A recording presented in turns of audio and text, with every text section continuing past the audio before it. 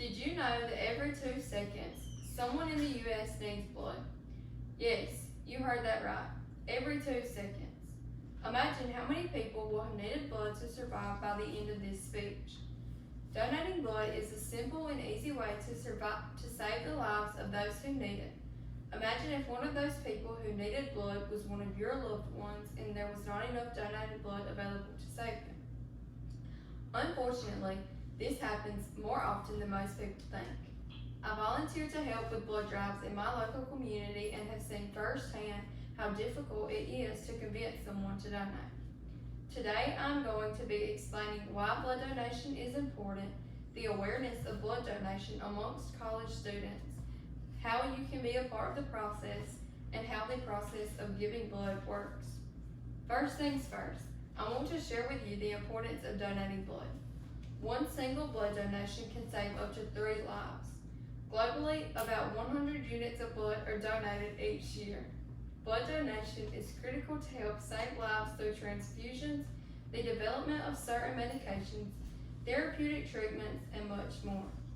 Blood is often needed during surgeries when extensive trauma has occurred to the body and there has been blood loss, or to help fight off certain types of cancer. It is important that our blood supply has many different blood types, collected because of the rarity of certain types of blood that people may have. We need to make sure there's a supply for every type so that we have it when the time comes that it is needed. It is imperative that blood donations continue to maintain adequate supply, especially in times of crisis. According to the American Red Cross website, the American Red Cross is facing an emergency blood shortage as it experiences the lowest number of people giving blood in the last 20 years. Very few people were donating their blood, and in turn, this has led to a low supply of blood in a country that has a high demand for it. So, if an emergency blood shortage has been declared, what can we as college students do to make a difference? I have identified 3 major ways we can make a difference. First and foremost, we can donate. It is important that blood donations be given as many times as possible. You can donate every 8 weeks, which is the equivalent of up to 6 times per year. Another way to make a difference is to volunteer to help with blood drives. I have been volunteering with my community's blood drive for 4 years now. You or your organization can even host your own blood drive by contacting the American Red Cross. A widespread way that you can make a difference is to encourage others to donate. One fun way would be to make it a group project and get a group of friends together to volunteer and pass out flyers around campus about an upcoming blood drive. That same group of friends could also sign up and donate blood together the day of the blood drive. While handing out flyers is a great way to raise awareness, it's been shown that persuasive communication about blood donation is not as good as binding communication. What I mean by persuasive communication is handing out pamphlets and talking to people, encouraging them to go and donate.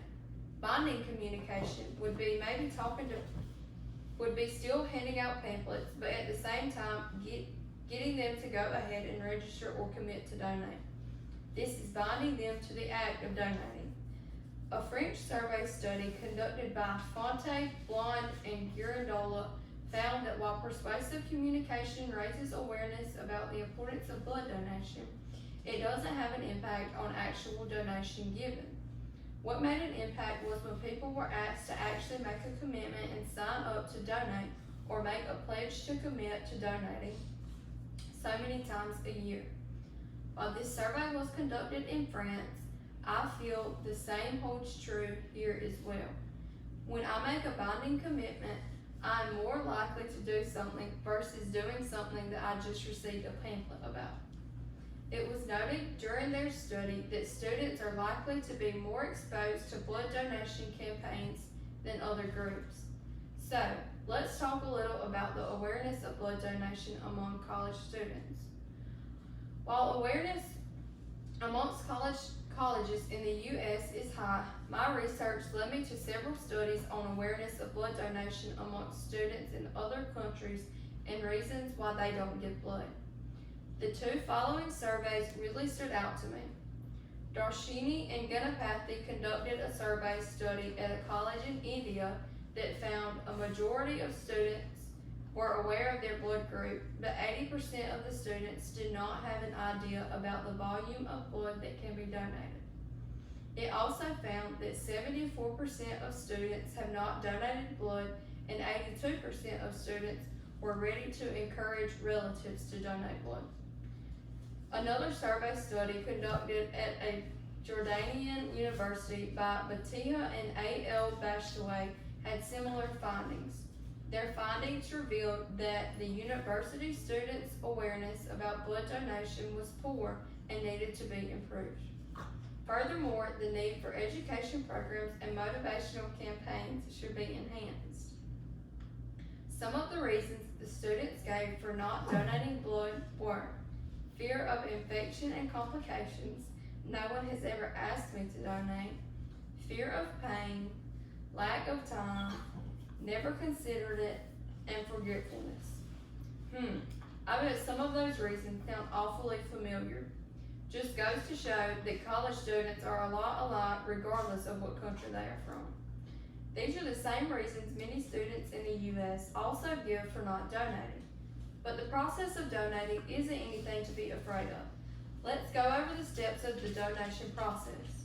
The process of donating blood is fairly simple. It is very important that you get a good night's rest the night before. The day you plan to donate, make sure you drink plenty of water. You want to be hydrated. This helps to regulate your blood pressure, so hopefully you won't faint. It's also best if you avoid caffeine and alcohol the night before and the day you plan to donate. Make sure to bring a form of picture identification with you as well. Dress comfortably and make sure you wear a shirt so that the sleeves can be rolled up. You will first sign in and complete some necessary paperwork.